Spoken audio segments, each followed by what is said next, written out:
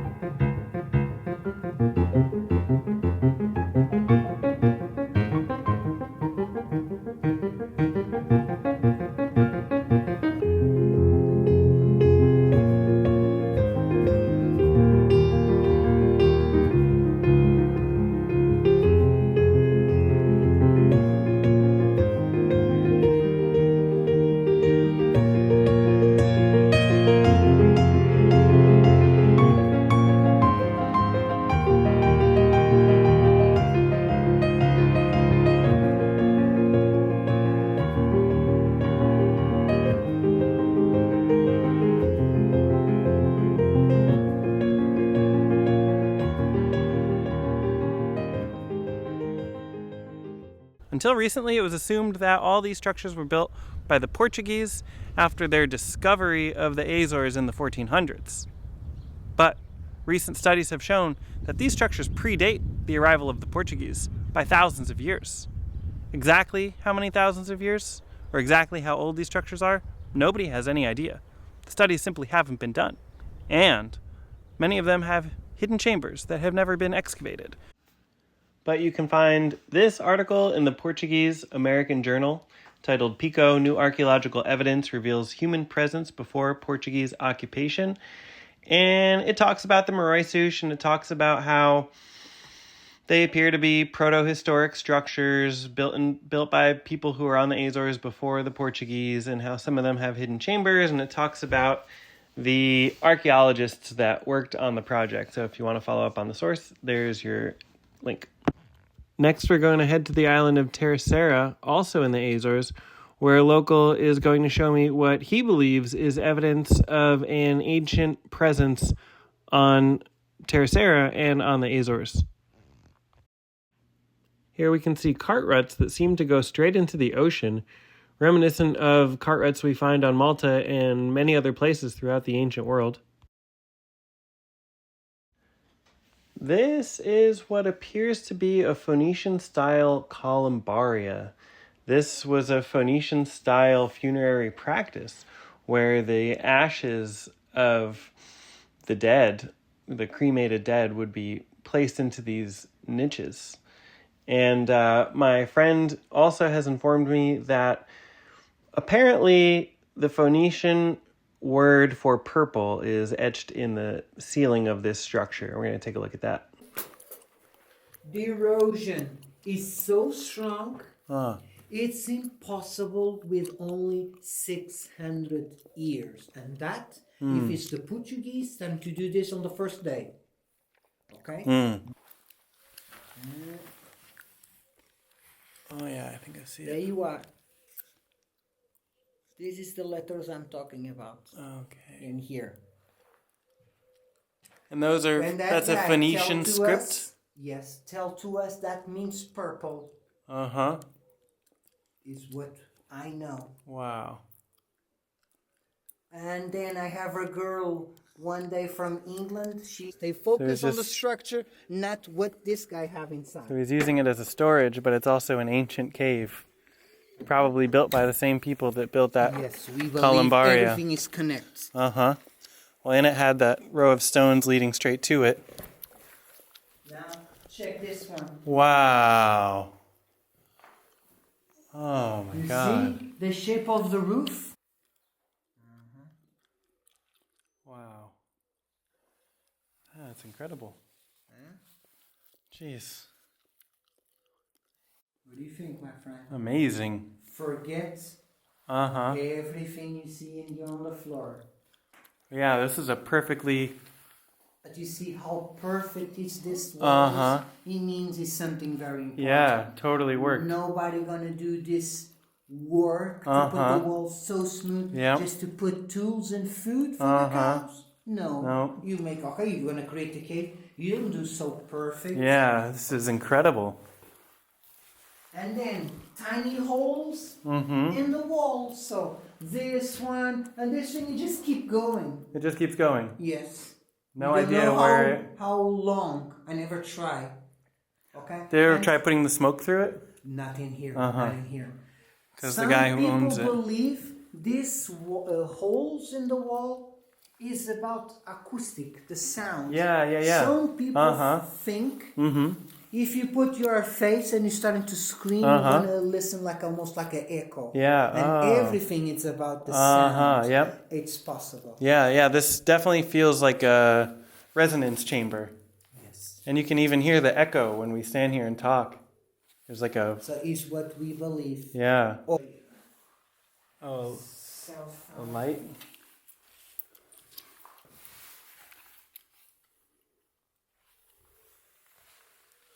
See? Oh, wow. And goes up. Wow. And this one, we check. On the corner, goes up. It just goes up. And no one knows where it goes to. No. What the heck? Now, how long, how deep, I don't know. Hmm. I don't know. And some people said this is like me, I believe. You put in here and then you scream, woo! Oh. You create more air. Yeah. I heard that. It sounded like it was coming from outside. And so that is what I believe. And some people said, no, you are completely right. This cave in here, everything is about acoustic. Yeah, this is an acoustic cave for sure. Because when you finish it to this level of polish, who knows? Who knows? Probably some ritual function. It's possible this is where you said the last goodbye to the person, and then you cremate the body, and you put the hash on the other one. It's possible. Wow. Like we do like on the church today? Yeah. Probably. Right. Wow.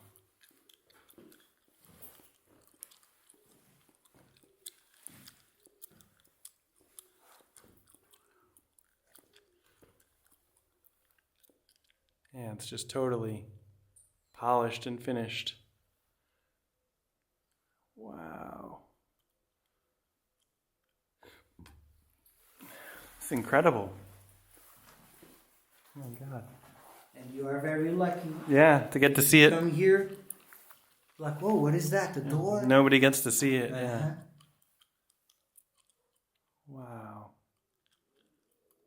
So if the professor come here, no chance he knows this place exists, of course. Yeah. But now the secret about the key.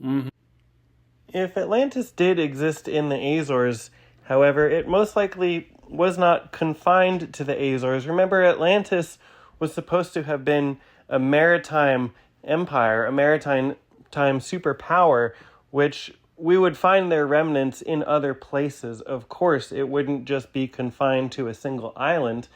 And this is where it gets really interesting, because if we shoot a trajectory out from the Pillars of Hercules, go beyond the Pillars of Hercules, of course, if we veer slightly to the north, we get to the Azores.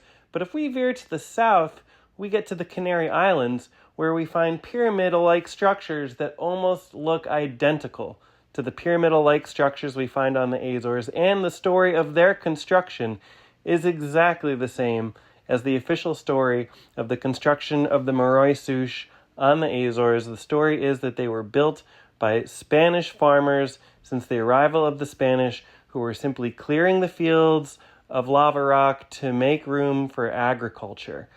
So the pyramids in the Canary Islands that we're about to see, the official story accepted to this day is that they were built by simple farmers clearing the fields for agriculture and simply piling up the rocks. And here on the island of Tenerife, there's a bit of a mystery, folks, because there are pyramids, many pyramids on this island. The official story is that they were built in the 19th century by farmers clearing agricultural fields. And to clear up their fields, they simply piled rocks into these pyramids. However, these pyramids exhibit sophisticated astronomical alignments, which we're about to see. Now, the famous archaeologist and explorer Thor Heyerdahl believed with all of his conviction that the pyramids of Tenerife and the Guanche culture, the indigenous people of the island of Tenerife and other Canary Islands, provided a link between ancient Egypt and Mexico. The Guanches practiced mummification, which was only really known to have been practiced in Egypt and in Peru. What was their link, if any, between ancient Egypt and Mesoamerica, as Thor Heyerdahl believed? Thor Heyerdahl is one of the most renowned archaeologists of all time. He was the first person to do excavations on Easter Island, and he believed with all of his conviction that Tenerife plays a critical role in understanding a potential link between Egypt and Mesoamerica. If you read in the literature, you'll read that there are 6 pyramids here in the Pyramids of Guimar archaeological complex, which spans 67,000 square meters. But as we are about to see, this 67,000 square meter complex is a single pyramidal superstructure with pyramids erupting out of every corner of it.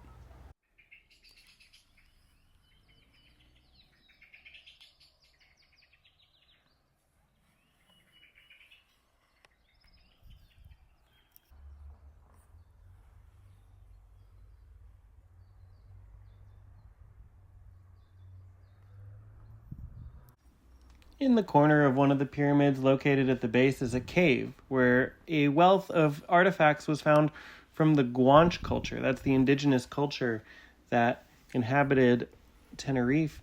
But even that was not enough to convince archaeologists that the Guanches were responsible for the pyramids, except Thor Heyerdahl, who absolutely believed that the Guanches had either built these pyramids or inherited them. After all, the Guanches did practice mummification. The Guanches practiced a primitive form of neurosurgery.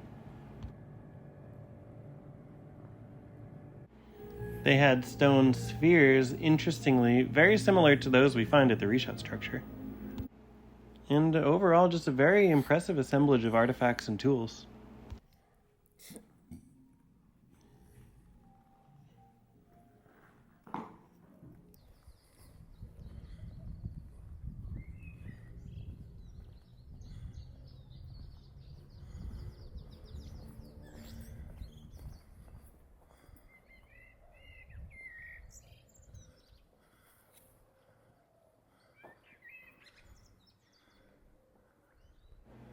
But let me ask you this. If these pyramids were built by farmers simply piling up stones, what are the chances they would have incorporated such a precise astronomical alignment that the stairway up this pyramid would be aligned exactly to the spring equinox?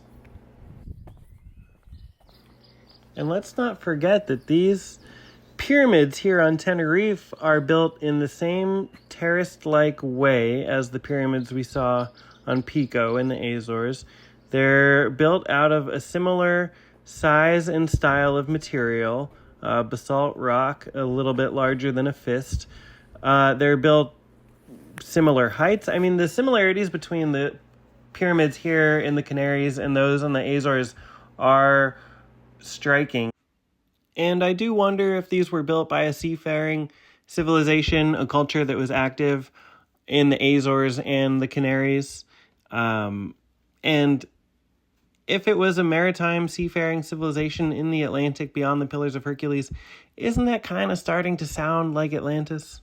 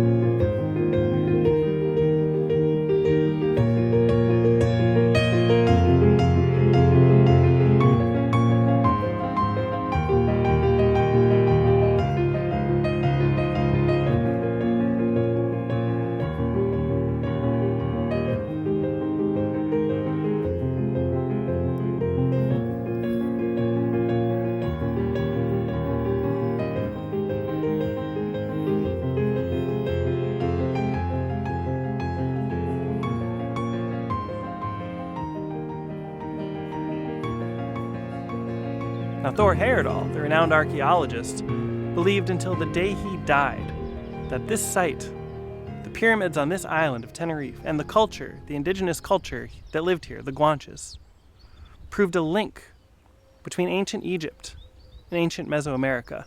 So, what do you think? Do you think it's interesting that there's pyramids on the Azores and pyramids in the Canary Islands, and the same story for their origins is told regarding the pyramids on the Azores, that they were built by the Portuguese sometime after 1427, and in the Canaries they were built in the 19th century. In both cases, built by simple farmers clearing the land to make arable plots to create workable agricultural fields. Or do you think there's a chance that these structures are more ancient than the modern inhabitants of their respective islands? Do you think they could be ancient structures built by a seafaring culture that was active on both the Canary Islands and Tenerife? Or do you think there's a connection there? Do you think Plato was being literal when he said that Atlantis, if Atlantis even existed, when he said that Atlantis was beyond the Pillars of Hercules? Because if so, and you go beyond the Pillars of Hercules, you go a little north, you got the Azores, pyramids there with perhaps no known origin. You go a little bit south, you get to the Canary Islands, you've got pyramids there with perhaps no known origin, perhaps the Guanches, perhaps someone earlier. It's all very interesting. So let me know what you think. If you like my work and want to support me, don't forget to grab a copy of my book, The Mystery of the Naval Idols. The link is below. And in this book, I track an artistic, perhaps symbolic, perhaps religious motif that pops up in ancient cultures around the world. I've documented it in over 20 countries. So grab a copy of my book today and continue unraveling the thread of how connected the ancient world truly was.